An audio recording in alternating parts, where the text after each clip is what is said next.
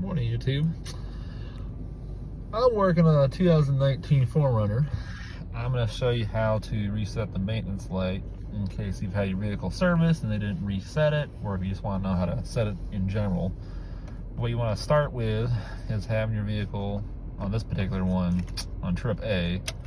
You turn it off, and then when you go back to turn it on, kind of hard to do with one hand. What you want to do is hold down the trip button as you turn it on, and it will start to reset. It usually takes a couple of seconds. There you go, resets. And you just put it back to your normal trip odometer or normal odometer, and then you'll be ready to go. This again is the 2019 4Runner, and it's due for regular service. It's a lovely 36 degrees in Sacramento today.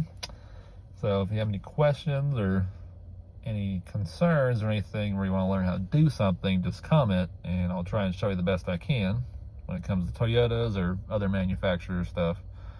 And have a good day.